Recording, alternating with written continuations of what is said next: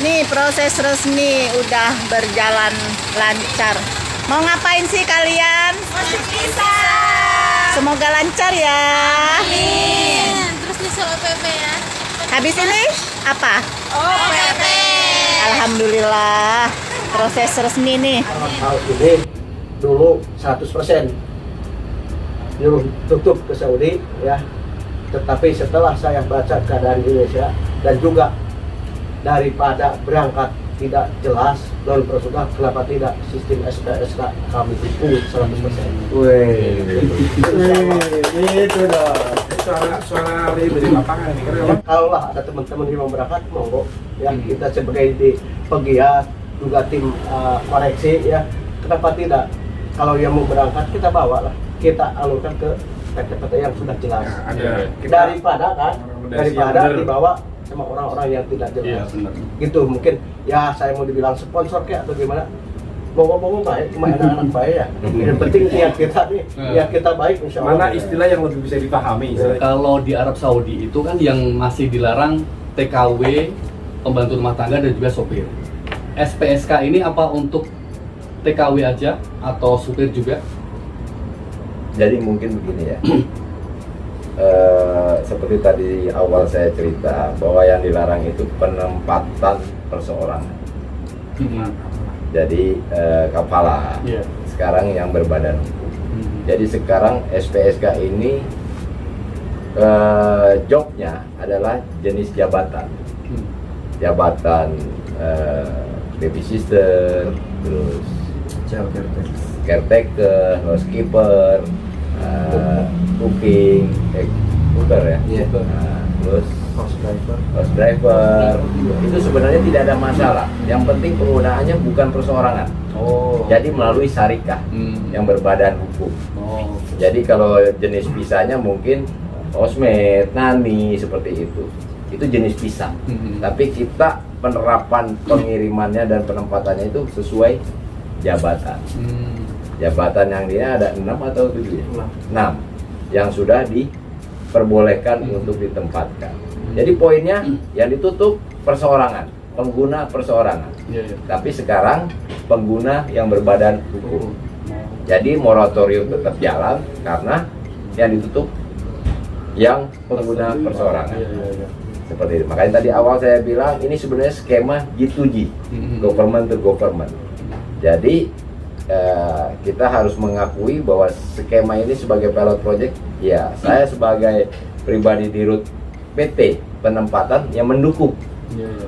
Jadi kita tidak tahu api itu panas sebelum kita mencoba. Seperti itu. Jadi kita coba dulu teknis urusan tentang SPSK ini. Bermasalah atau tidak nanti kita evaluasi. Oke. Seperti itu. Iya. Jadi penggiat-penggiat bisa juga menilai, PT-PT juga harus terima kritik, asosiasi juga harus terima kritik. Jadi ini semua untuk mencari solusi bagaimana penempatan negara ke Timur Tengah ini berjalan dengan baik. Itu aja. Ketika TKW sudah nekat berangkat secara tidak resmi, terus apa keluhan mereka yang mungkin Pak Asep terima, mungkin pengen pulang, baru berapa hari pengen pulang, tapi kadang juga, maaf aku harus bilang, manja. Kita ke luar negeri, beda orang, beda negara, mungkin cara memperlakukan juga beda sih. Banyak TKW yang baru beberapa hari itu minta pulang gitu, nggak cocok lah, apalah gitu. Kalau menurut sampean gimana Pak? Pengalaman saya selama bekerja sebagai di Satgas Kerja Jeddah mungkin 10 tahun lah. Oh.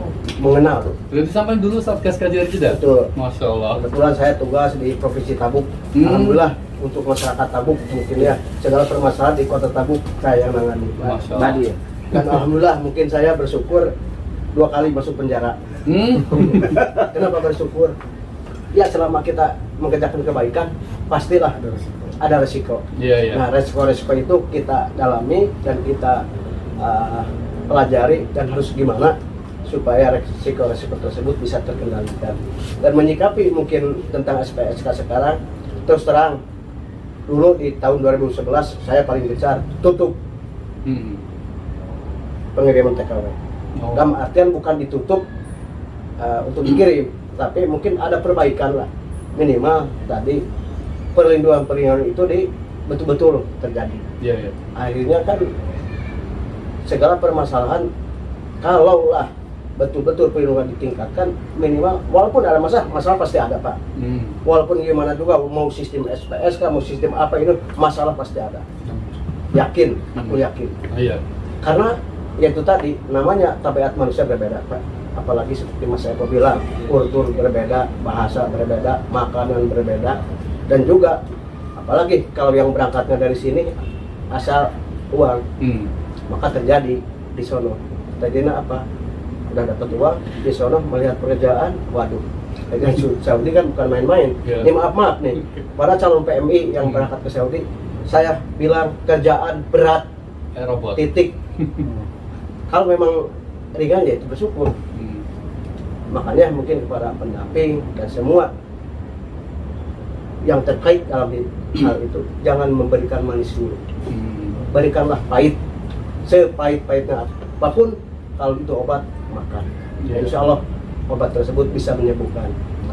Nah, seperti pertanyaan Mas Erik tadi, gimana katanya kalau ada TKW misalkan baru sekian bulan ini minta pulang atau gimana? Saya tanya dulu, Mbak, pakai visanya apa? Udah tahu Mbak kerjanya di sini apa? Majikannya apa? Gajinya apa? Atau gimana? Terus secara prosedural, adakah izin dari suami atau dari orang tua? Dan Mbak udah mengenal bahwa itu ada PT-nya atau gimana? Dan yang paling dominan saya tanya, Ibu mau kerja ke sono itu betul-betul mau kerja cari nafkah untuk keluarga atau main-main? Iya. Karena jangan salah, Penegasan. modus sekarang tuh maaf nih, orang cuman ambil uangnya aja, setelah di sono udah kabur. Bahkan pernah seorang mafia ya yang bilang udah apa udah di sono udah 3 bulan, asal lewat 3 bulan ya udah mau kabur. Nah itulah. Datang ke saya. Nah akhirnya kan walaupun saya tidak tugas di sono, tapi tetap tiap hari saya konsultasi dengan si Kang Dadan. Kebetulan yang jadi satgas si Kang Dadan kan sekarang tiap hari konsultasi, Kang ada permasalahan ini gimana caranya, Kang gimana nih saya mau menghadapi kasus untuk pemerkosaan ini itu ya, kita arahan lah bagaimana pengalaman saya yang di sono saya berikan sama mereka agar tadi lah, TKI tersendiri berangkatnya itu memahami kan, memahami apa yang terjadi di sono ya tadi berat. Makanya mungkin saya pribadi kalau yang nanya sama saya mau pulang bisa. Satu, asal ada izin dari majikan, itu karena apapun juga, maaf, saya ada di tengah-tengah. Walaupun orang Saudi bukan negara kita, tapi tetap harus dihargai orang Saudi. Karena telah mengeluarkan biaya, ya bukan sedikit. Cuman tadi bisa ditolong itu TKW asal betul-betul beberapa hal yang istilahnya tidak manusiawi. Contoh tidak digaji.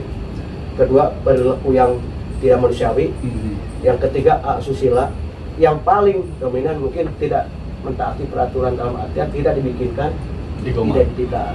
Nah, selama pelanggaran tersebut tidak terjadi, contoh misalkan kita pending dulu, jangan dulu pulang, pertahankan terkecuali sudah terjadi kan saya katakan tadi asusila atau gimana, hari itu juga saya siap membantu, bahkan ya kita kontak kepolisian juga untuk dipulangkan.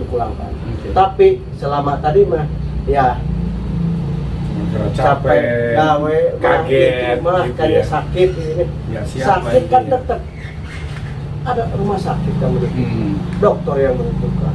Tidak digaji ya, tolong yang memberangkatkan dikontak dulu, tolong itu majikan tidak menggajikan gitu.